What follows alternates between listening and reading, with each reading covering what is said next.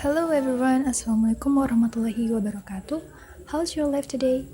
I hope you're all okay. Dealing with TOEFL preparation again, in this video we will take a look on the transition and reference question in reading comprehension part of TOEFL.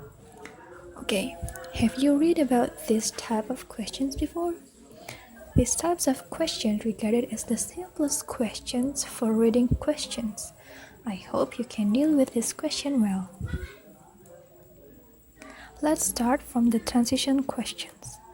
Dalam menjawab transition question, kita akan diminta memilih pilihan jawaban tentang hal atau topik yang mungkin dibahas sebelum bacaan yang sudah tertulis ataupun topik yang muncul setelah teks yang tertulis di lembar soal. Jadi, di saat tes TOEFL nanti, ada satu teks dan yang ditanyakan bisa jadi seperti ini. Kira-kira topik apa yang akan dibahas sebelumnya? Atau kira-kira topik apa yang akan dibahas sesudahnya. There are 3 key points that we can do to answer the transition questions. Firstly, we can recognize the direction of the question. Jadi kita perlu paham dulu pertanyaan-pertanyaan yang merujuk pada transition question. Yang pertama adalah the paragraph preceding the passage probably blah blah blah. Paragraf yang hadir sebelum teks berikut kemungkinan tentang titik-titik. Atau, what is most likely in the paragraph following the passage? Artinya, kemungkinan paragraf tentang apa yang akan muncul setelah teks berikut. Lalu setelah itu, kita perlu tahu di mana kita bisa menemukan jawabannya. Jika yang ditanyakan adalah preceding, berarti clue atau kata kuncinya berada di baris pertama atau kalimat pertama dari teks tersebut.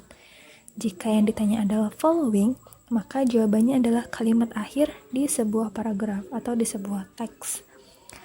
Setelah menemukan kata kuncinya, bagaimana caranya untuk menjawab dengan benar? Seperti yang dijelaskan sebelumnya, kita bisa baca baris pertama untuk menemukan jawaban preceding question dan membaca baris kedua untuk menjawab following questions. Setelah itu, kita bisa menarik kesimpulan dari baris yang kita baca. Lalu kita bisa pilih jawaban yang mengacu pada first line or last line. Now, take a look on the example. Passage 1 for question 1 and 2.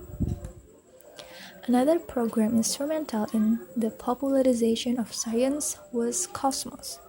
This series, broadcast on public television, dealt with topics and issues from varied fields of science. The principal writer and narrator of the program was Carl Sagan, a noted astronomer and Pulitzer Prize-winning author. Pertanyaan pertama.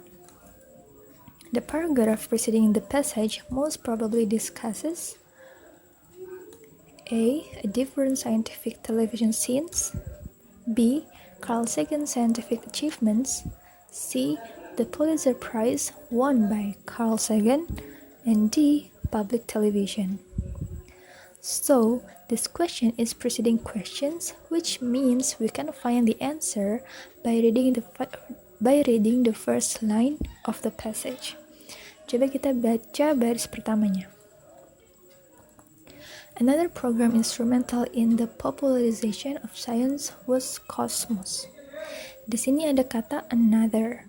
Logikanya, paragraf yang datang sebelum teks ini adalah program TV lain. Jadi bisa kita pilih jawabannya di sini adalah a different scientific television scenes. Lalu pertanyaan kedua adalah the paragraph following this passage most likely contains information on what? A. The popularity of science. B. The program Cosmos. C. The astronomer Carl Sagan. And D. Topics and issues from various fields of science. Pertanyaan nomor 2 adalah following questions. Jadi, yang ditanyakan adalah tentang topik yang datang atau tentang topik yang akan datang setelah teks ini. Kita harus membaca the last line or the last sentence, yaitu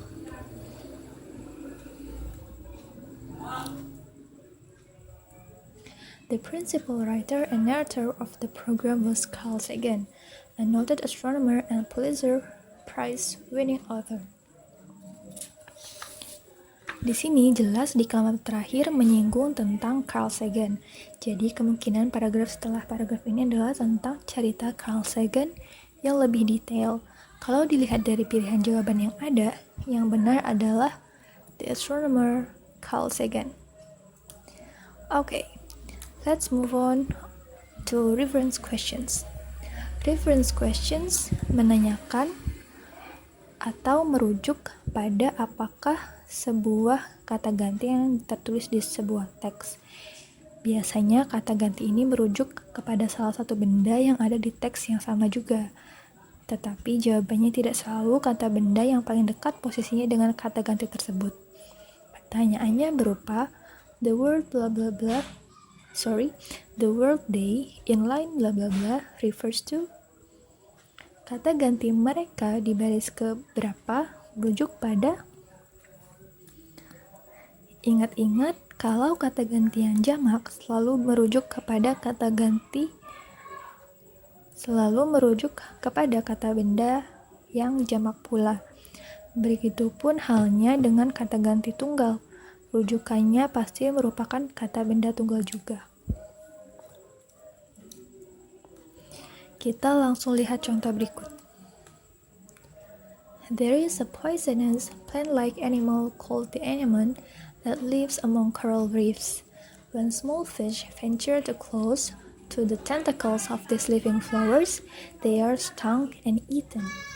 For unknown reasons, the anemone makes an exception of the clownfish, which swims through its deadly tentacles safely.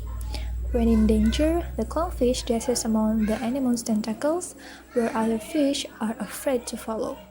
This clownfish even built its nest where the anemone can protect it. Biasanya di dalam tes TOEFL ada keterangan baris di samping teksnya. Di sini ada keterangan baris kelima. Fungsinya adalah untuk memudahkan bila yang ditanyakan adalah baris ketujuh, kita tidak perlu menghitung baris dari awal. Kita lihat contoh soalnya. Yang pertama, the word they in line 3 refers to A. Coral reefs, B. Small fish, C. Tentacles, and D. Flowers. Kita lihat baris ketiga yang ada kata they. Kalau sudah ketemu, coba kita baca kalimatnya. When small fish venture too close to the tentacles of these living flowers, they are stung and eaten. Di sini ada kata ganti they, artinya nounnya harus plural atau jamak. Di sini yang jamak adalah fish, lalu ada tentacles dan flowers.